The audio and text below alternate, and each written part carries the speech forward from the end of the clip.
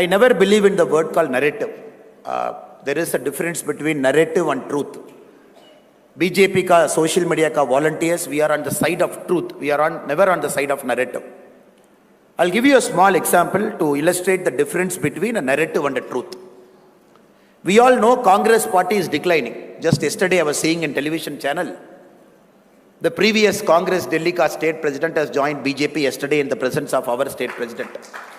So we all have seen. Across India, we know Congress party is on a decline, possibly in 2024. June 4, when the counting happens, Congress party will come down to less than 50 member of parliament in the Lok Sabha. It will happen. But Congress ka ecosystem jinda hai. Whatever ecosystem has protected the Congress party over the last 50 years, that ecosystem is still intact. Our job as social media volunteers and people in the social media is to dismantle the Congress ka ecosystem, which is functioning more than the Congress party. So first 10 minutes, I'll take some examples to illustrate the difference between a narrative and a truth. There was a news article in a newspaper. 33% of girl students in a college have married their own professors. This is the news article. 33% of girl students in a college have married their own professors. Immediately the ecosystem will say, what is happening in our country? 33% girl students have married their own professors. What is it? We are not getting into the value judgment of right or wrong. Now this is a narration, a narrative, which says 33% girl students have married their professors. But if you look at the truth, that class might have only 3 girl students.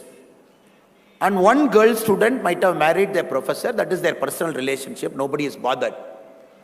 So 1 girl student marrying their professor, that is the truth.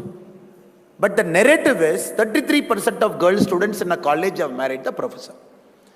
Our job is to bust this narrative wherever a false narrative gains ground in the country. And using that narrative, they try to make a story out of it. In the last 10 years of Modi ji's rule, whatever good things, great things we have done, we are taking that to the elections in Delhi on May 25.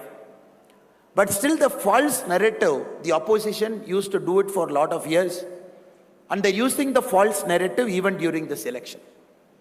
Now we have to understand, at one point of time, journalism in India, journalists in our country, they were literally considered God.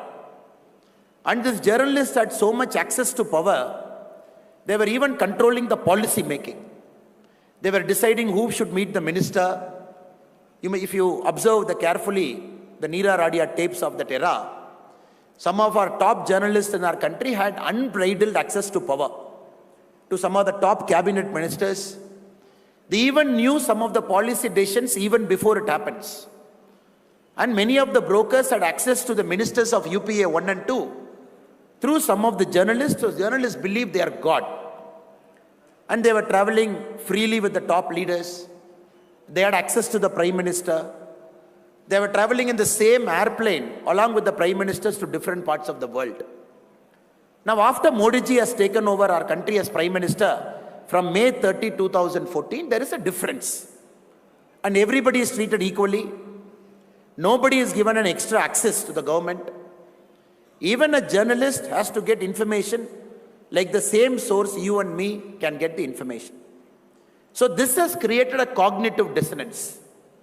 There is still a group of journalists belonging to the ecosystem who believe the institutions are collapsing simply because their access to power is cut. So this is why our social media volunteers, people who are sitting in this room, we have a very important role to play, not only during the elections, even before the elections also. Before I get into some of the political aspects which we need to discuss, I'm still on the narration part. Just yesterday, there was a news article from Reporters Without Borders who said the press freedom in India is declining. And we all have read in the paper. Not only this, we keep reading a lot of articles in our newspapers which Indian media loves to cover in a big way. The institutions in our country are collapsing after BJP has taken over, BJP has come to the government. So very often they keep quoting couple of indexes, Press Freedom Index, the Democracy Index, to say, oh, in India, democracy is declining. And many newspapers cover it prominently. Again, I'm giving this example as a second example to say how a narrative is set in our country by people who don't want to believe India is progressing. There is this Freedom and World Index, which is covered largely, which talks about the democracy and civil liberty in each of the country. The Freedom and World Index is published by Freedom House based out of New York. India's civil liberty score, if you see, in 2018 was 42. In 2022, it has come down to 33. So now India's overall ranking has come down to 66, which India had during emergency. Emergency time में India का क्या score था? अभी Freedom and World Index has given the same score to us. Northern Cyprus, a country controlled by Turkey, is having a democracy score of 77, that is better than our country. Mongolia, which had a one-party system in 1990 till 1990, is having a score of 84, which according to Freedom and World Index is a free country. Now if you keep looking at it, this is a narrative. Now this will come in the paper, people will read it. But our job as social media volunteers, as influencers, is to dig the truth, to find what is really the truth, so that through our social media handles, through our ecosystem, we publish to the people at large. If you look at the truth of what is happening, this report, Freedom and World Index, which is coming in all the top newspapers, it is produced by a team of in-house staff, analyst, consultant, external analyst. It is not, they don't come to India, they don't meet you and me, they don't take survey in Tamil Nadu, survey in Kerala, survey in Delhi, and then they put out a score. So they have 25 questions which they give to a team of 100 people. They are the staff, analysts, consultant, experts. It is not by any common people of the country. These people fill out these 25 questions. The average answer is taken out. And then from New York, they publish a survey stating, oh, India may live, civil liberty score has come down. Not even a single Indian citizen answers the question there, whereby this number is derived. So this is where we should bring out the truth to say, this is all bogus things that keep coming during every election. The next one is the Economist magazine.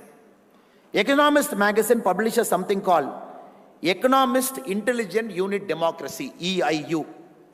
Again, if you look at it, it is published by the research and consulting arm of Economist magazine.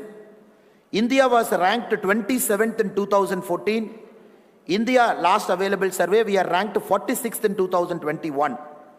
Our civil liberty score is less than Hong Kong and less than Sri Lanka. Again, if you see, how did the Economist arrive at this number? Economist takes its number from a world value survey. And this world value survey, in which Economist score is based, after 2012, they have stopped reaching out to people to take survey. Again, this is based on expert opinion. After 2012, they never come to a ground. They never ask people what it is happening. Again, the world value survey, a group of people sit down, they mark their score. Friends, the reason I'm starting with this example is, we should understand a narrative is a very, very powerful component in social media. So our job is to go beyond narration. So the top 2 surveys in the world, which talks about civil liberty, both the surveys are done by in-house experts who answer a set of questions based on which this magazine publishes a report saying, oh, India mein civil liberty kam ho gaya. India mein democracy is under threat. And some Indian journalists based in our country, they will take this report, sit in a newspaper room or a TV room, they will have a prime time debate. So we have to understand in this age and time, our role here is to find the truth, find the information and bring out in the public domain. Because everything, whatever survey they bring about our country, it borders on bogus. There is nothing called reality to it. So we have to understand that is how 2024 elections is also being conducted.